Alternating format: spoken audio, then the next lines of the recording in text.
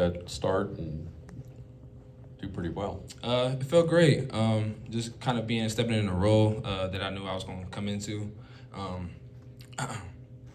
Sammy Anderson, that's my boy. So just stepping in a role for him was a big factor for me and the team as well.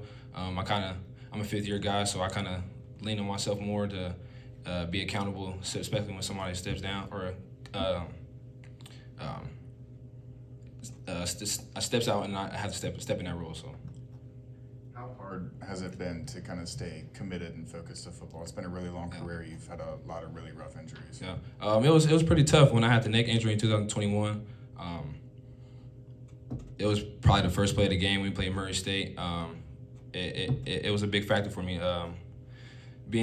Having football taken away from me was kind of big. I kind of get emotional when I talk about it as well because when you have something taken away from you that you love so much and dearly to your heart, it kind of affects you in a mental way. So coming back, having my training, I'll give a big shout out to Aaron and the medical staff and just the whole collective group as well.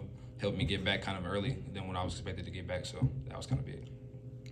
You're an experienced guy, so you've seen a lot of ball. Playing as well as you did this past week, what does that do for your confidence going forward? It boosted a lot. Giving me the confidence knowing that I played not a significant amount of ball, but I played a lot of ball in the past as well. So it just gave me the confidence. Really, that's all I can really say about that one. So. You had a few pass interference calls on you, but you stayed locked in, had that big PBU on the Pitt's last drive on second down. How did you stay so focused, and how do you kind of overcome those fouls in order to continue to have a good game? Just playing the defensive back, I've signed up to play the role as well, so it's kind of a 50-50 call. Can't really do too much about it, can't really dwell on the past. As a corner, you got to have short-term memory, so I just kind of try to move on to the next play as well. So, how much does Coach Combs talk to you on the sideline? He talks to me a lot. Really, after every drive, he'll come up to me or he'll gather up the defensive group and he'll just kind of just ask me what am I seeing out there, kind of like what their splits are, how they are as a receiver and as a player as a whole. So. Bub Means is a guy that comes in with blazing quick speed. Obviously, he runs a 4.440. Yeah. You guys held him to 0 receptions over the weekend. Just talk about what you guys were able to do on the defensive end to maintain him to 0 catches. I would say just knowing our job, really, just knowing the defense, knowing the coverage as well. It was a big task for me as well, just stepping in a role, like I said, of Sammy Anderson, stepping in a big role, a starter role as well. And just playing our technique, and we're a hard press man team as well. So just taking all the vertical shots that that we're going to get, just taking them out the game, and it would be on our hands. So. All right, you played in a few Victory Bell games.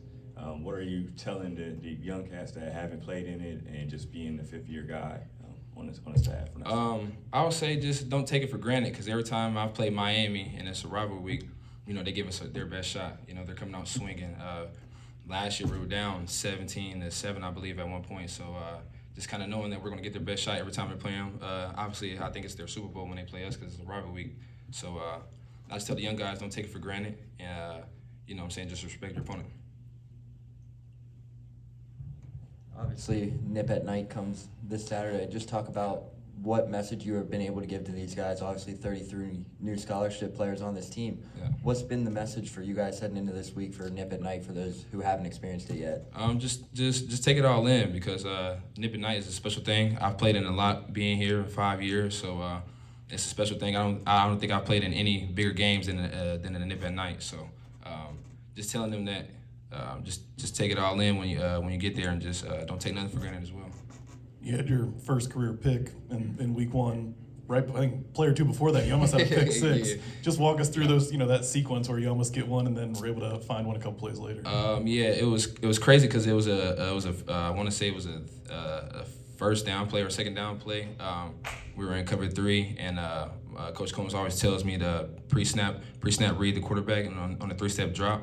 So I just saw the 3-step, and I broke on it quick, and it fell out my hands. I don't know how I dropped it as well. So, but luckily God blessed me to come back the next play and make an outstanding pick the next play. So.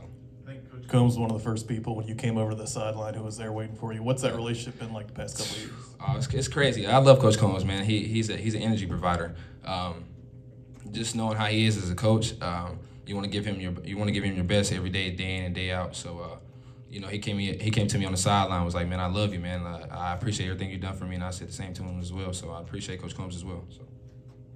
Can you just describe this transition and how much it's helped you having Coach Combs there along the way? Yeah, I've been through 3 position coaches being here so far, and I piggybacked off all of them so as well. So Coach Combs, I feel like he has the complete package as a whole. I mean, he coached I don't know how many first rounders from Ohio State. So just having that as a coach and knowing that he knows talent and he knows what he's talking about as a defensive back coach really helps me as well. So Anything else? All right, thanks, Justin. thank you, appreciate it. Thanks, Justin.